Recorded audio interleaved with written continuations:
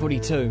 Basically, this generation is more liberal, more tolerant, more Democrat-leaning than the one before. It's not just because they're young. For another point of view, it's Hard News with Russell Brown and Wammo on Kiwi.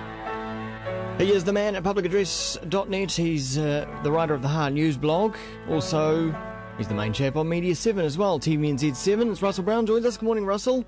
Good morning. And we're celebrating 50 years of TV in New Zealand at the moment. Indeed, yes. It was yesterday, actually. Did we do it in style on the telly last night? Oh, my God. Yeah, with my media critics hat on, I have to say that Cheers to 50 Years was a debacle. I somehow knew that, so I decided to watch The Sopranos instead. Yeah, well, good call. I was supposed to be in the audience. I'm quite glad I didn't do that. Yeah.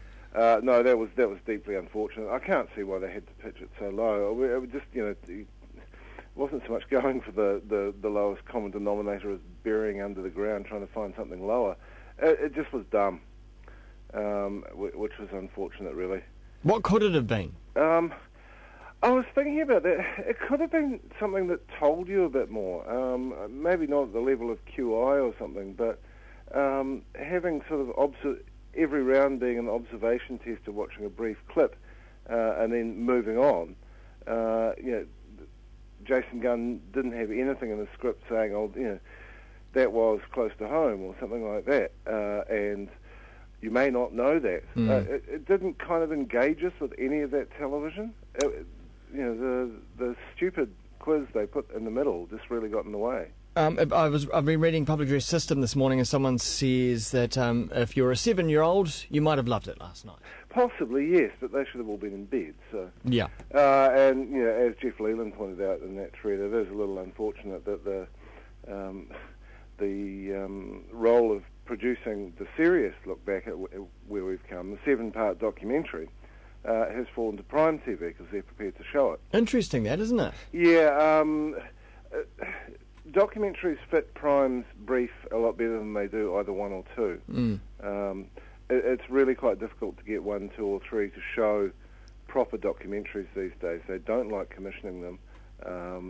They might show the odd freak of the week, but actual, genuine documentaries, as we recognise them, are actually relatively rare on network television these days. So does that mean that that the producers of this documentary for Prime have rifled through the archives of TVNZ and are going to be showing it on Prime? Yes, absolutely. Bizarre. That's exactly what's happening. Yeah. A guy called John Bates, who's a good producer. I think he's quite, I think he'll do a very good job of it, actually. So. Well, you just mentioned there about documentaries, not being the mainstay of network TV anymore, and that brings us on to your main topic for Media 7 this week, which is the future of TV. Yeah. Well, everyone else has been doing the last 50 years of television. We thought, no, we'll do the next 50 years. So I'm actually quite excited about the show we've got. I have previously done an interview with Ian Taylor of Virtual Spectator, which was kind of fascinating because if you talk about the next steps for TV, he's kind of already making them. He was on his way to Sardinia, where he's going to be doing not only the virtual coverage of the Louis Vuitton racing, but the 3D TV coverage. Nice.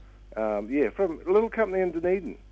It's quite striking, actually. So that's kind of the future, maybe, of some of the technology behind TV. But how are we going to watch TV? I mean, will it be anything like what it is today? It will be interesting the degree, I think, to which it remains broadcast or becomes entirely Channel Me. I suspect there will be event programs that we will all watch together, the same way that we all rush to certain movies when they come out. Breaking news being one of them, I suppose. Yeah, exactly. But I think also big showpiece stuff. I mean, I kind of see this high-res, low-res future where there'll be, big 3D massive productions. But we'll also watch people shouting at webcams. Because that's kind of what my kids watch already. Actually. Yeah. They'll go to Avatar and then they'll go and see movie reviews online from that guy with the glasses, who's extremely funny. I mean, I'd watch him if I was them. It is interesting. I'm hopeful, personally speaking. I'm hopeful that there will be networks set up that are separate to the main networks at the moment, that are TVNZ and MediaWorks or Sky, that set up networks of niche shows online, so that it becomes sustainable because you have 10 or 20 small shows that are quite cheap to produce, that don't have that have reasonable production values, but they're not there's still an aesthetic of DIY about them. That there are networks that pop up that have a bunch of these shows under them, so it becomes sustainable, that there can be advertising revenue pushed through them. Yeah, and advertising revenue, of course, is the interesting one. The other way of looking at that is that it's the kind of thing that works really well as a niche channel on a pay TV platform.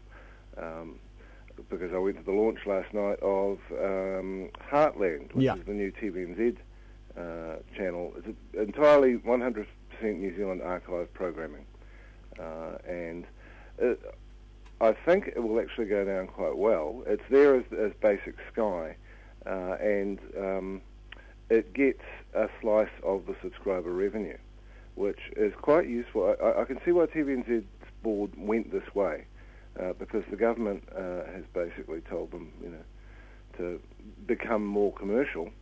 And here's this other source of revenue from Sky, their erstwhile competitor, that is not subject to the vagaries of the advertising market. On the other hand, there will be people thinking, why are we being charged to watch programs that we paid for as generations of taxpayers? Yeah. So I think that'll be a delicate, interesting line to tread, that one. So at the moment, is it going out free to give people a taste, or? No, it will be free. So it is free. The documentary channel is, if you've got Sky. Yeah. So free if you pay your Sky subscription. The basic package. Yeah, basic package, and that gets a slice of subscriber revenue. Based on their sampling. Though, how much can they keep on dividing up that pie of the basic service? I think because it's growing, it works for Sky to bring in something new to the basic service every now and then, just to make that they have to keep freshening it, because they actually got away with offering a pretty lousy bouquet for some years. Sky. Okay, all right. Well, the show is being recorded this afternoon at TVNZ, and it will be... Screen tomorrow night, 9:10. 9:10, thanks, Russell. I'll be at late at the museum.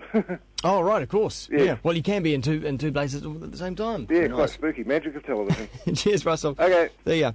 Indeed, the magic of TV. You can find Russell on his website as well, publicaddress.net. That's where the Hard News blog is. It's now 8:49. Kiwi FM's Electric